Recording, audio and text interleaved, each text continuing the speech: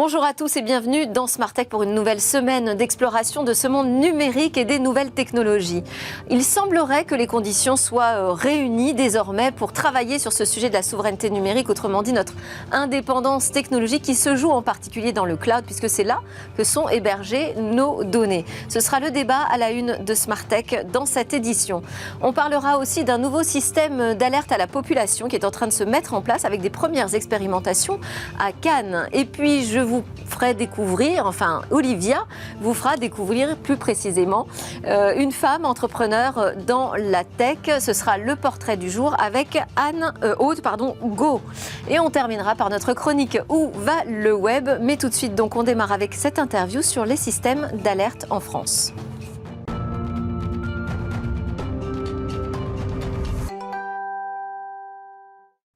Alors, je disais dans le sommaire, il semble qu'on ait des signaux plutôt au vert en ce moment en France pour travailler ce sujet de la souveraineté numérique, de notre indépendance et notre protection technologique. Ce sera le sujet à la une de Smart Tech avec Jean-Paul Smets, fondateur de Rapid Space, et Stanislas Derémur, cofondateur d'Oudrive. Bonjour messieurs, merci beaucoup d'être avec nous en plateau ce matin. On va débattre ensemble de ce sujet de souveraineté tech, mais pas tout de suite. On va commencer avec l'actualité. C'est Philippe Jauneau qui l'a fait aujourd'hui. Bonjour. Bonjour. Avec un projet dans le domaine de la sûreté nationale et une première expérimentation qui démarre à Cannes. Vous allez nous en parler. Vous êtes le fondateur et PDG de C2I Télécom, qui est donc spécialisé dans ces systèmes automatisés de gestion de crise et de systèmes d'alerte. Alors ce projet, il s'appelle Puma X. C'est ça. Pumex, c'est un projet mené avec un consortium de 6 entreprises et un laboratoire. Et donc, ce sont tous des acteurs qui agissent pour la gestion de crise. Et donc, le but, c'est de faire un seul logiciel et un seul programme pour que nos clients puissent gérer des crises avec tous les outils sous la main sur une même interface. Et alors, ce qui est intéressant, c'est que vous partez d'un constat qui est lui-même quand même assez alarmant. Vous nous dites aujourd'hui, la gestion de crise a ses limites. Oui, aujourd'hui, dans la gestion de crise, on a beaucoup de mairies, collectivités locales qui sont donc responsables de la protection des biens et des personnes. Et on s'aperçoit qu'aujourd'hui, sur des crises, ne serait-ce qu'inondation, ces mairies sont assez dépourvues de systèmes d'alerte. Mais il y a une crise en particulier qui a été un déclencheur, un événement qui a été pas suffisamment bien géré? En général, les collectivités qui s'équipent de moyens d'alerte, même s'ils sont disparates, arrivent aujourd'hui à gérer, anticiper et mobiliser les moyens pour sauver les personnes. Par contre, quand on n'a pas ces moyens pour anticiper, on subit la crise. Et là, ça devient très compliqué pour mettre. Et c'est le cas aujourd'hui? Aujourd'hui, on est plutôt, on subit les crises? Dans beaucoup de domaines, oui. Quand on n'a pas de moyens d'alerte, aujourd'hui, on subit la crise. On peut pas anticiper. Dans quel domaine en particulier? Ne serait-ce que les inondations. Pourtant, dans le consortium, on a une société qui s'appelle Predict Service, qui est une société qui va prévoir les aléas climatiques de manière très précise sur le secteur. Donc les clients qui sont Predict Service savent pas mal de temps à l'avance ce qui va vraiment se passer sur leur secteur d'activité, sur leur secteur de la collectivité, et donc peuvent prendre des moyens et des dispositions pour évacuer des secteurs qui vont être inondés. Quand on n'a pas ces moyens d'alerte, si on a les moyens d'alerte au niveau du département, on ne sait pas trop ce qui va se passer vraiment précisément sur la collectivité. Et là, on a un risque climatique de toute façon qui est grandissant. Donc, a priori, c'est le type de gestion de crise qu'il va falloir vraiment rendre opérationnel et automatiser autant que faire se peut. Comment est-ce qu'on repense complètement justement cette gestion de la crise et des systèmes d'alerte à la population? Qu'est-ce qu'il faut changer? Qu'est-ce qu'il faut remettre en question? Il faut remettre tout à plat.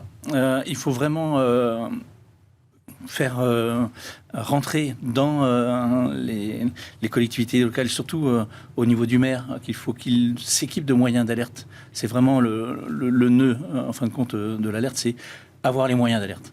Une fois que vous avez les moyens d'alerte, vous pouvez mobiliser telle équipe de secours, évacuer tel secteur. Et donc, parce qu'on a un système d'alerte national aujourd'hui. On a une application qui fonctionne. On a la sirène, donc le RMA. Il y a aussi la sirène, mais il y a aussi une application. Alors, l'application SAIP a été abandonnée en 2018. Ah, mais oui, mais il y a une nouvelle version.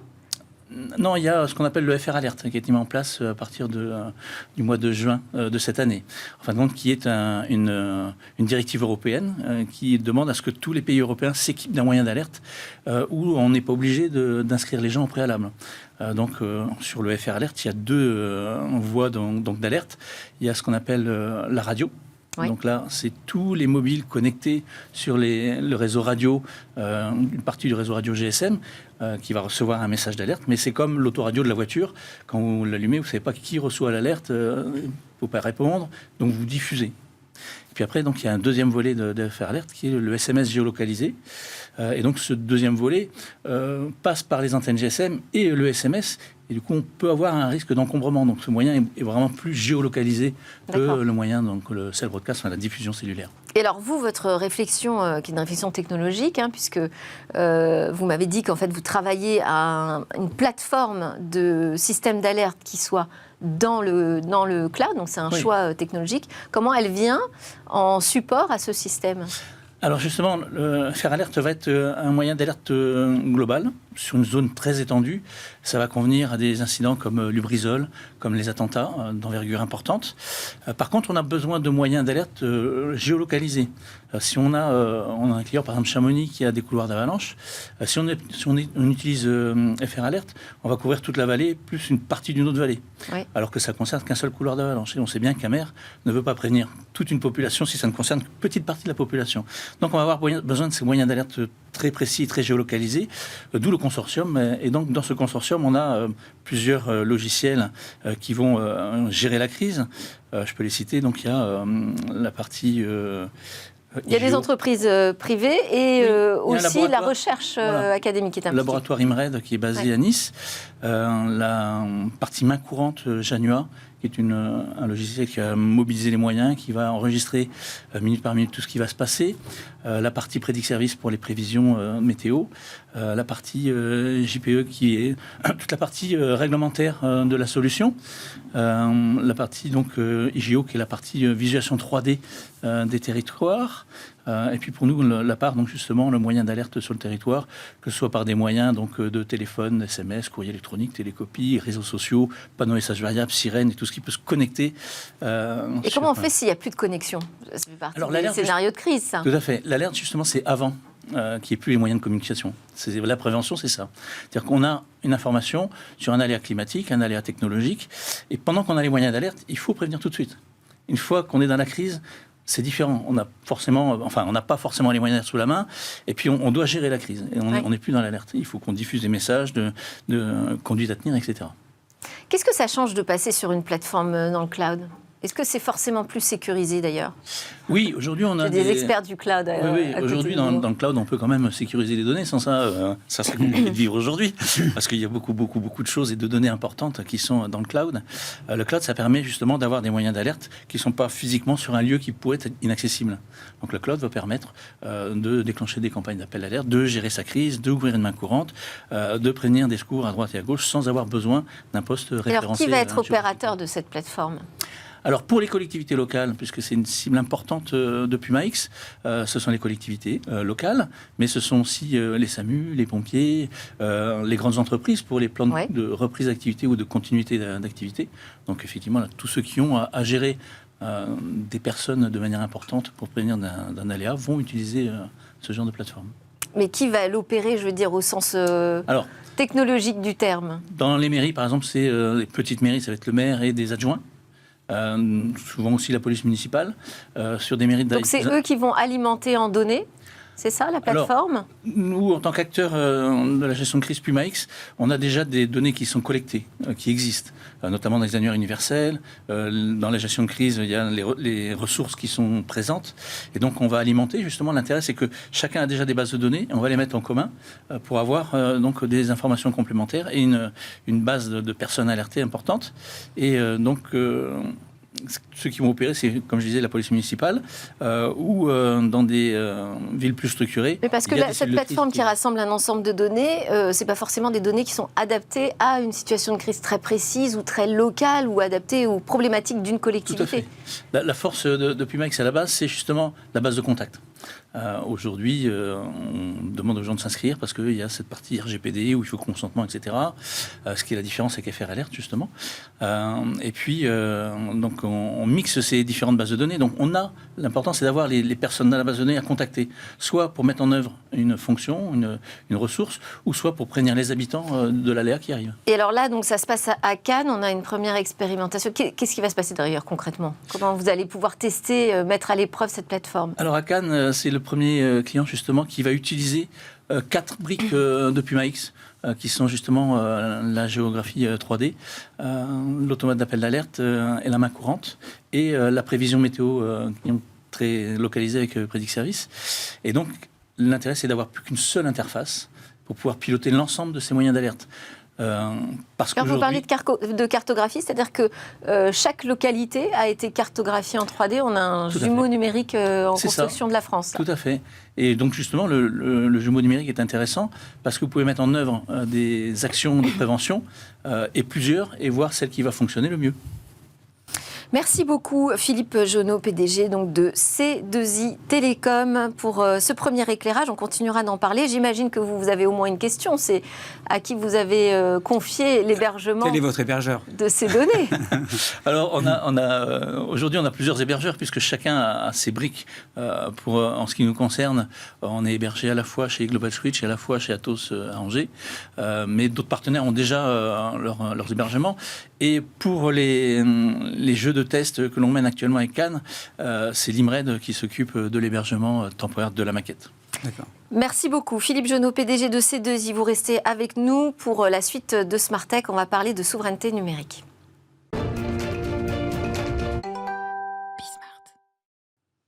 Ça y est, les conditions sont-elles enfin réunies pour travailler cette question de la souveraineté numérique et donc de notre indépendance technologique qui passe beaucoup par le cloud, pas uniquement, mais enfin c'est quand même un sujet cœur. Pour en parler, Stanislas de Rémur, cofondateur d'Oudrive. Rebonjour. Bonjour Delphine. Alors vous proposez, vous, une des offres qui a obtenu une qualification SecNum Cloud. Vous êtes également administrateur et membre d'associations professionnelles telles que Tech in France ou Eurocloud. Et plus largement, vous participez à tous ces débats autour du cloud souverain de manière assez active et aussi autour des sujets de cybersécurité. Avec vous, Jean-Paul Smets, fondateur de Rapid Space. Rebonjour Jean-Paul. Vous faites partie des entrepreneurs qui sont engagés vraiment depuis très longtemps sur ce sujet de la souveraineté numérique de la France et vous avez récemment signé une tribune dans Acteurs Publics avec, on peut les citer d'ailleurs, Alain Garnier de Jamespot, Luc Breton de Mandarina, Mathieu Hugues de Tilcal et Valentin Pruliski de Netframe. Parce que l'idée, c'est aller encore un peu plus loin, politiquement, je dirais, dans la défense de cette indépendance numérique. Et restez avec nous également en plateau. Philippe Jonot de C2I Télécom pour évidemment, cette fois c'est votre tour, poser une question à nos experts. Alors, premier enjeu, parce que je parle d'indépendance technologique, l'enjeu principal de cette souveraineté numérique, c'est lequel ? C'est un peu comme quand on parle de l'énergie ou pour le coup de la santé, c'est une indépendance numérique, c'est la capacité que la France ou l'Europe peut avoir à certains moments à maîtriser ses propres technologies ou ses propres logiciels. Mais plus concrètement, sur quoi on fait reposer la souveraineté numérique ? Qu'est-ce qui ferait qu'on serait plus tranquillisé sur ce sujet ? Quel est l'objectif principal ? Moi, je serais tranquille seulement si les câbles sous-marins, par exemple, entre la France et les États-Unis sont coupés, si un décret présidentiel américain nous interdit de mettre à jour nos logiciels qu'on a éventuellement pris aux États-Unis et passés par les États-Unis, comme c'est arrivé dans les années 60, et qu'on se retrouve finalement sans réseau vers les États-Unis et sans pouvoir acheter quoi que ce soit aux États-Unis ou tout autre pays, et malgré ça, qu'on puisse continuer à tout faire fonctionner. Donc un scénario de crise, ça qui peut intéresser notre invité. C'est seulement là que je considère que je suis tranquille. D'accord. Donc bon, là on peut dire qu'on en est mais vraiment très très loin. Oui, c'est ce qu'on disait sur Nord Stream. Moi, c'est ce que je disais sur la chronique de Tariq Krim. Oui, Nord Stream, ça sera jamais coupé. Le gaz russe, on l'aura toujours. Faut se souvenir de ce qui s'est passé avec la bombe atomique française. Je ne dis pas qu'on est loin du scénario, je dis qu'on est loin d'avoir la réponse à ce genre d'incident. Non, on l'a, il n'y a pas de problème, on l'a. On a tout. On a tout ? Il suffit d'aller chez mon fournisseur. Oui, non, je pense qu'aujourd'hui, les technologies européennes sont capables de concurrencer clairement les technologies américaines ou chinoises, parce qu'il n'y a pas que les États-Unis, il y a aussi la Chine qui est très présente aujourd'hui en Europe et qui prend des parts de marché. On a tout ce qu'il faut, on a plus besoin aujourd'hui de démarches politiques, d'actions politiques, pas pour nous donner des subventions, mais pour utiliser les technologies européennes. Donc on a besoin de contrats. On n'est pas là du tout pour rechercher la subvention. On dit, vous avez aujourd'hui des entreprises technologiques extrêmement performantes en Europe ou en France, il faut les utiliser. Donc il faut qu'aujourd'hui, les secteurs publics, et après privés, parce que souvent ça se passe comme ça, fassent le choix d'utiliser des technologies européennes plutôt que des technologies américaines. Oui, mais là, moi ça me fait forcément réagir quand je vous entends dire on a tout, parce que moi j'ai entendu Guillaume Poupard qui était auditionné devant des sénateurs et qui nous dit, lui, carrément l'inverse. Les acteurs français du numérique ne sont pas capables de développer un cloud de haut niveau avec des technologies exclusivement françaises. Et d'ailleurs, il dit... Personne d'autre ne sait le faire, à part les Américains. Ils sont tellement incapables que AWS vient chercher en Europe ces technologies de base de données, Amazon, qu'on a des hyperscalers américains qui viennent chercher en Europe leur technologie de 5G. Donc une grande partie des clouds américains utilisent de la technologie européenne. Et là, ce week-end, je faisais la liste de ce qui existe en Europe, même en France, on a tout, il n'y a pas de problème. Je pense que Guillaume Poupard est en fait incompétent sur le sujet du cloud et devrait plus travailler le sujet de la cybersécurité. Alors, parce qu'il le prend justement, je vais un peu le défendre, il le prend justement sous l'angle de la sécurité, c'est-à-dire qu'il vante le mérite d'alliances hybrides entre des acteurs américains et des acteurs européens, on va dire français, parce que ça donne un gage de sécurité. Aujourd'hui, selon lui, les solutions les plus sécurisées, les plus robustes, viennent des États-Unis. On va faire réagir Stanislas. Alors, il y a eu une analyse qui a été faite par le gouvernement néerlandais et qui a mandaté un cabinet américain pour savoir si ce fameux cloud de confiance était vraiment de confiance. Ça veut dire si les données qu'on allait héberger sur ces clouds de confiance étaient vraiment, pour le coup, en sécurité. Et le rapport dit non.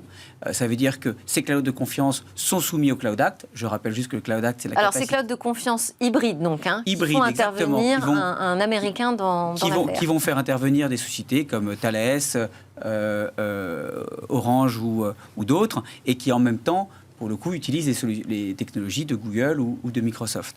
Et donc, ces clouds de confiance sont en fait perméables à ce Cloud Act, donc la capacité qu'a le gouvernement américain de pouvoir prendre les données qui seront hébergées sur ces clouds de confiance. Donc ça, c'est la première chose. Sur le deuxième point, c'était sur le chiffrement. Ces données sont censées être chiffrées. Est-ce que, pour le coup, ce chiffrement est suffisamment efficace pour empêcher le gouvernement américain de pouvoir les utiliser ? La réponse est non. Il suffit de mettre un boîtier dans ces data centers pour pouvoir déchiffrer ces données. Donc, en fait, c'est très réducteur de dire que, pour le coup, on n'est pas capable de faire la même chose. Là où je peux rejoindre Guillaume Poupard, c'est OK, on n'a peut-être pas les puces, tous les serveurs, ce genre de choses. Oui, on a peut-être au niveau matériel des manques en Europe, mais ça ne veut pas dire qu'il ne faut pas commencer dès maintenant pour pouvoir dire vous avez au niveau software des très belles technologies, utilisez dès maintenant. Vous avez des hébergeurs de taille mondiale comme OVH, utilisez-les maintenant. Voilà. Et dans cette incompétence de Guillaume Poupard, elle est grave parce qu'elle crée une doctrine dans l'ANSSI qui va contre la résilience.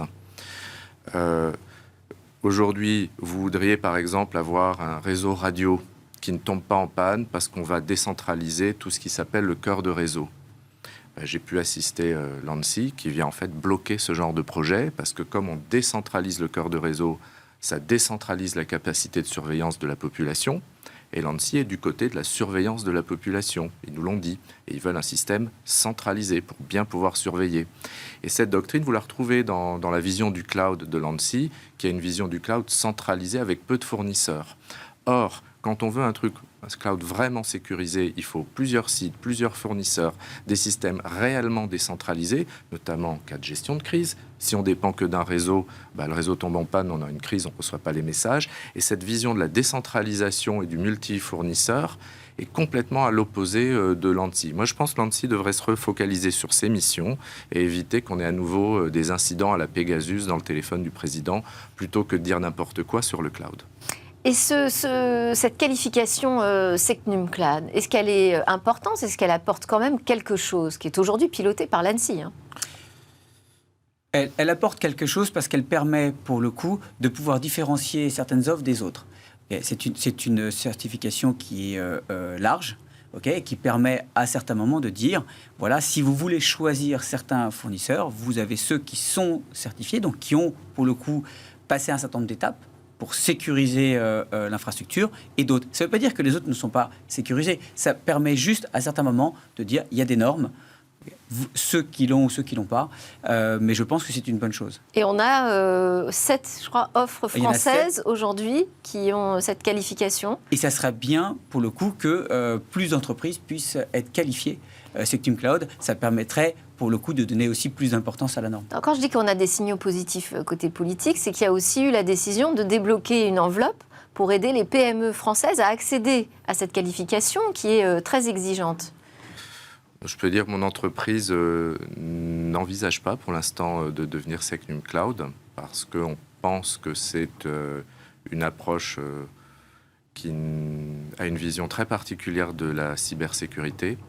Et pareil, j'ai consulté d'autres membres de CLIDIA, l'Alliance européenne des industriels du cloud. Une majorité considère qu'aller vers SecNumCloud, c'est se réduire sa capacité d'exportation parce qu'on va mettre du personnel sur des approches qui auront tendance à figer l'offre produit plutôt qu'à innover rapidement. Donc nous, on fait plutôt le pari que SecNumCloud va en fait progressivement disparaître ou diminuer parce que dans les autres pays européens, l'approche n'est pas acceptée. Alors, au niveau européen, là, vous avez cité Euclidia, donc, qui permet d'avoir justement une vision sur ce qui existe aujourd'hui en matière de technologie dans le cloud, made in vraiment Europe. Il y a un autre projet, Gaia-X, dont on entend un petit peu moins parler en ce moment. Alors, il y a deux projets. Il y a Gaia-X et il y a l'ENISA aussi. Parce que l'ENISA, en fait, la norme SecNumCloud est en train d'être poussée en Europe. Et c'est vrai, là, je vous rejoins, c'est que ça va dépendre dans les prochains mois de savoir, il y aura 3 niveaux, dont un niveau qui éliminera en fin de compte toutes les entreprises qui sont liées à des lois extraterritoriales, comme par exemple la Chine ou les États-Unis. Donc soit l'ENISA va assez loin et dit le niveau le plus élevé exclura ces entreprises, et là pour le coup on aura une norme qui privilégiera les entreprises européennes, donc ça sera très bien, et Bruno Le Maire en a parlé chez OVH en disant je vais pousser pour que l'ENISA adopte cette loi, ce niveau le plus élevé. Et on a aussi Gaia-X, vous avez raison. Moi, je ne suis pas un très grand fan de Gaia-X. Je l'étais au départ parce que je me suis dit qu'il y avait une approche franco-allemande et on ne peut pas être contre une approche franco-allemande. Il y avait un démarrage qui était bon. Après, le problème, c'est que sous la pression des Allemands, les industriels non européens ont été invités dès le départ à participer à Gaia-X, dont les Chinois et les Américains. Et en fin de compte, aujourd'hui, on n'est plus maître du sujet. Le sujet, il est drivé par ceux qui ont, pour le coup, le lobbying et l'argent. Ça veut dire les non-européens, donc les Chinois et les Américains. Et ce sont eux, aujourd'hui, qui contrôlent beaucoup trop Gaia-X. Alors, pour qu'on ait vraiment les conditions favorables d'une souveraineté numérique en France, vous émettez l'idée, vous n'êtes pas le seul ni le premier, mais enfin, vous l'avez vraiment bien formalisé en proposant 6 solutions pour y arriver, d'instaurer des quotas, en fait, dans les commandes publiques. Oui, ce qu'on a remarqué, c'est qu'aux États-Unis, il y a des formes de quotas en matière d'achat public, de cloud ou même de discrimination. Tout le monde ne peut pas vendre un cloud au ministère de la Défense américain. En Chine, c'est la même chose. Par exemple, en Chine, il y a l'obligation d'utiliser des microprocesseurs chinois dans les ordinateurs portables de l'administration. On en avait parlé dans le monde du libre, ce qui fait qu'il y a 2 millions de commandes chaque année d'ordinateurs portables à processeurs chinois, à système d'exploitation chinois, ce qui a créé à Wuhan une entreprise de 2000 personnes en l'espace de 3 ans, un véritable éditeur. Au Japon, alors c'est très amusant au Japon, c'est les Américains qui ont imposé des quotas aux Japonais d'achat de logiciels américains par des méthodes de déduction fiscale. Et donc, ça veut dire que quand vous achetez en tant qu'entreprise japonaise un système d'exploitation américain, vous pouvez déduire votre charge d'une partie de vos impôts. Donc, le monde entier a mis en place des quotas pour favoriser son industrie, sauf l'Europe. Mais en Europe, on a des quotas dans le cinéma, par exemple, ou dans la musique. Oui, Et parallèle on a vu que ça intéressant. marche. Donc nous, ce qu'on dit, c'est que c'est vraiment une position unanime dans le CLIDIA, c'est qu'il faut mettre en place un mécanisme de quotas, quel qu'il soit.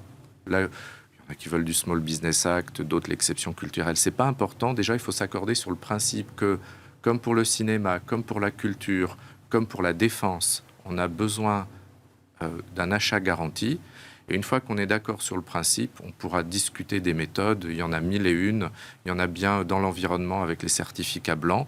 L'environnement, tout le monde se moquait finalement des gens qui proposaient ça il y a 10 ans.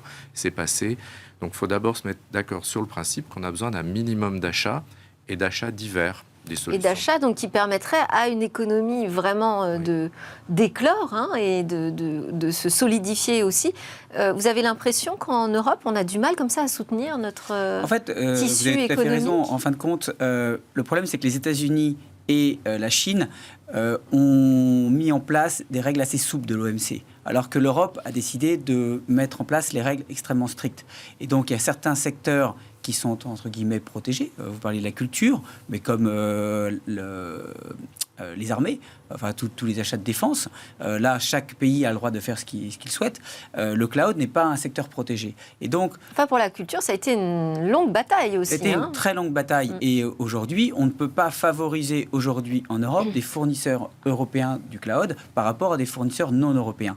Et c'est pour cette raison que... Et de ne pas favoriser, ça pénalise au final. Ça pénalise parce que c'est ce qu'on disait, ça veut dire qu'il faut de la commande publique.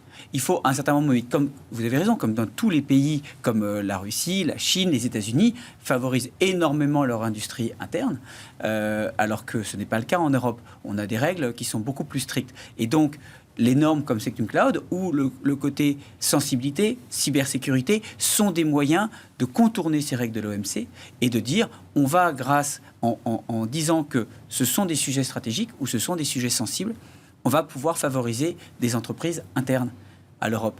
Et donc, c'est un peu ce que cherche à faire, par exemple, Bruno Le Maire. Alors là, il va y avoir quand même un petit trouble fait, c'est l'arrivée d'un nouveau Privacy Shield, un nouveau bouclier, en fait, parce qu'aujourd'hui, on est dans une situation assez inconfortable pour les acteurs du numérique, bon, même si ça ne les a pas énormément déstabilisés, ils ont quand même 72% du marché du cloud en Europe, mais bon, ils étaient dans un flou juridique quant au transfert des données européennes vers les États-Unis. Et là, on apprend que ça avance visiblement plutôt rapidement entre les États-Unis et la Commission européenne pour installer un nouveau bouclier qui permettrait de retrouver un peu de sécurité juridique autour de ces transferts de données Europe-États-Unis.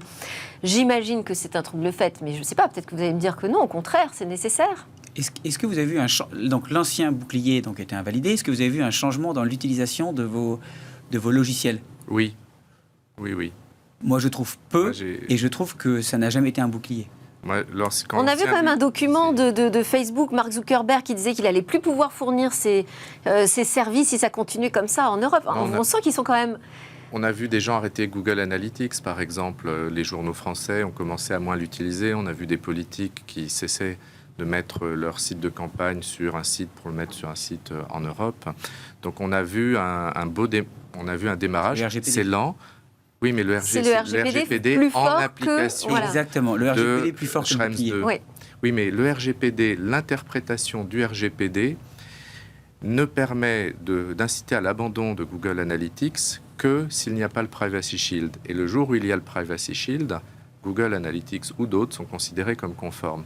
Donc ce qui arrive aujourd'hui avec ce nouveau Privacy Shield, en fait, de mon point de vue, c'est une catastrophe parce que l'un des rares arguments qui forçait à réfléchir en termes de risque pour la carrière d'un décideur, c'était la non-conformité RGPD suite à la fin du Privacy Shield. Secnum Cloud, de mon point de vue, va être marginal en raison de la position des autres pays européens. Et donc, on va se retrouver avec pas grand-chose, sauf que les sanctions économiques en Russie, puis en Chine, en plus de l'Iran, de Cuba, créent en fait un nouveau risque pour les entreprises européennes qui vont avoir à affronter le fait finalement de maintenir leurs services de cloud ou informatique dans des pays où elles ne peuvent plus utiliser des services américains ou réexporter des technologies américaines. Et ça va devenir probablement l'un des rares axes pour pousser les technologies européennes. C'est-à-dire qu'il va falloir se trouver de nouveaux marchés, s'ouvrir un peu plus encore à l'international. C'est un marché important pour WoodDrive, l'international ? Alors c'est un marché important pour WoodDrive, mais c'est un marché compliqué en Europe.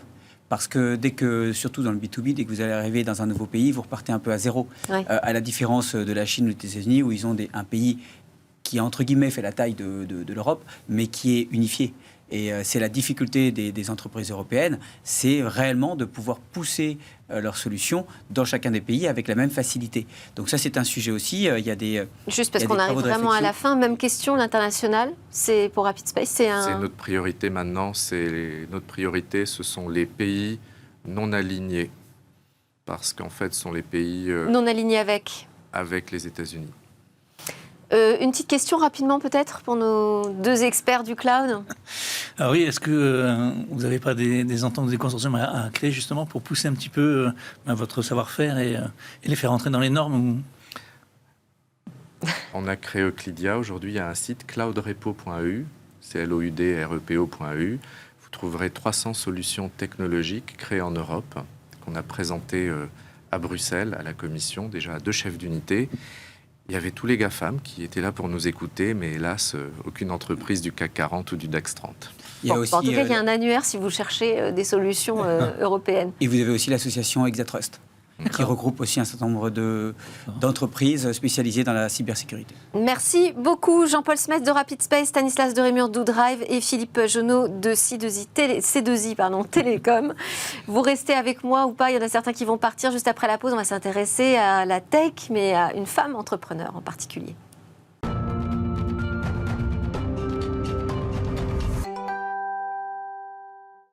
Vous regardez votre quotidienne sur le numérique et les technologies et c'est l'heure de notre rendez-vous avec les femmes tech entrepreneurs et surtout des portraits qui sont dressés par Olivia Strigari, directrice de la publication et cofondatrice des Informels. Bonjour Olivia. Bonjour Delphine. Vous avez des spectateurs en plateau aujourd'hui, Philippe Jonot de C2I Télécom et Jean-Paul Smets de RapidSpace qui vont écouter attentivement cette histoire que vous allez nous raconter. Il s'agit du portrait de Aude Go d'Innovafeed. Exactement. En fait, comme souvent, ces portraits de femmes, Aude Go a attiré mon attention parce qu'elle a plusieurs facettes et plusieurs cordes à son arc. Alors d'abord, c'est la cofondatrice d'Innovafeed et CTO, donc Chief Technology Officer. Un petit mot sur Innovafeed déjà. Oui, alors voilà, justement. Innovafeed, comme son nom l'indique, c'est l'innovation dans l'alimentation. Donc c'est une start-up qui existe depuis 2016, qui s'est dédiée au développement durable, puisque Aude Go m'a expliqué que l'alimentation émet 70% des émissions, à une empreinte énergétique colossale, elle émet 70% des émissions, 30% des émissions, excusez-moi, et qu'il faut réduire de 70% ces émissions dans l'avenir. Donc, à quoi s'est attelée l'équipe d'Innovafeed ? C'était de réaliser de l'alimentation pour les animaux, protéinés, pour pouvoir réduire ces émissions carbone. Et ça passe par quoi ? Ça passe par les insectes. Donc, alors, on ne va pas aller plus loin. On va revenir quand même sur le portrait de cette jeune femme. Qu'est-ce qui vous a intéressé chez elle ? Alors, Aude Go, déjà, comme son nom l'indique, elle est d'origine chinoise. En fait, elle est née à Pékin il y a 36 ans. Elle a émigré au Canada à l'âge de 9 ans et puis est arrivée en France 2 ans plus tard au collège. Et elle s'est sentie tout de suite très différente par ses origines, très différente aussi parce qu'elle s'intéressait très tôt aux sciences et aux maths et qu'elles n'étaient pas nombreuses à l'école à cette époque-là à s'intéresser à ces matières. Elle a fait une prépa, elle a intégré une école d'ingénieur des ponts et chaussées et elle a fait ensuite un MBA, toujours dans une école d'ingénieur. Donc elle se dit, on a parlé de rôle modèle, vous savez, on parle beaucoup des rôles modèles dans les matières scientifiques en ce moment. Oui. Elle me dit, mais moi j'ai pas eu vraiment de rôle modèle, je me suis sentie toujours très différente par rapport aux autres, à la fois par mes origines, par ma culture et aussi par mon intérêt premier où il y avait effectivement peu de femmes autour de moi. Donc elle commence sa carrière chez Safran, en tant qu'ingénieure chez Safran. Puis elle passe chez McKinsey où elle étudie de près le développement des entreprises avec un prisme toujours très opérationnel et de rationalisation des process industriels. Voilà, donc c'est en fait à la base d'Innovafeed et ça a été le grand questionnement de base. C'est comment aider et contribuer aux grands défis de demain à travers la technologie et la production industrielle. Donc ça, c'est la première question. Comment aussi assurer une alimentation pour une population mondiale croissante en ayant le moins d'impact possible. Voilà. Et en rationalisant les process industriels. Donc c'est là où rentre la technologie d'Innovafeed. C'est à la fois de sélectionner l'insecte qui était le plus performant en matière protéinée et en nutriments, à la fois pour l'alimentation évidemment aussi humaine à terme, mais d'abord animale, puisque c'est le premier pas, on va dire, de l'alimentation. C'est comment substituer, créer de l'alimentation pour les animaux, notamment pour les poissons par exemple, qui à la base se nourrissent d'insectes. Mais aujourd'hui, on le sait, dans beaucoup d'élevages, ils ne se nourrissent plus d'insectes. Donc ça, c'était la première réponse à laquelle il voulait donner la première question à laquelle il voulait donner une réponse. Et la deuxième chose, c'était comment créer, comment rationaliser tous les process industriels. Donc ils sont allés chercher dans l'agroalimentaire tous ces résidus qui sont produits par l'agroalimentaire, dont aujourd'hui on ne fait pas grand-chose finalement. Donc ils sont allés s'adosser à des grosses entreprises d'agroalimentaire dans le nord de la France, dans les Hauts-de-France très exactement, et aussi, à la fois pour récupérer et sourcer ces résidus directement chez le fabricant, et aussi pour récupérer aussi toute la partie énergie thermique dont ils ont besoin pour cultiver leurs insectes. Donc en fait, aujourd'hui, ils ont ouvert 2 unités de production dans le nord de la France. Ils pensent à s'internationaliser. Ils sont complètement concentrés sur l'alimentation animale aujourd'hui, mais ils sont en train de faire du R&D pour de l'alimentation humaine à terme, donc du steak d'insectes. Aujourd'hui, vous avez des steaks végétariens, demain, vous aurez des steaks d'insectes. Et ce qui la caractérise aussi, c'est... elle m'a beaucoup parlé de sa maternité. Alors, on a parlé de Mathilde Collin dans l'édition précédente.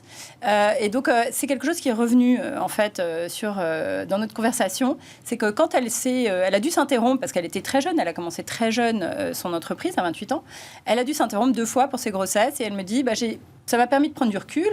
Dans l'entreprise Innovafeed, ils ont une direction très collégiale, mais elle était très impliquée, elle s'occupait de tout. Elle me dit, en fait, j'ai appris à déléguer. Prendre du recul, c'est aussi savoir déléguer, faire confiance aux autres et créer aussi ce paradigme de confiance qui s'installe et qui responsabilise les autres. Donc, elle a trouvé ça très vertueux, on en a beaucoup parlé.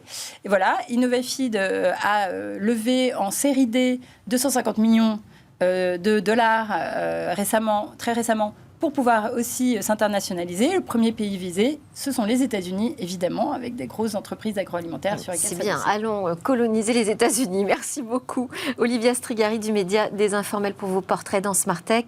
Merci Philippe Jonot et Jean-Paul Smets, vous restez avec moi. C'est notre dernière chronique. Où va le web ?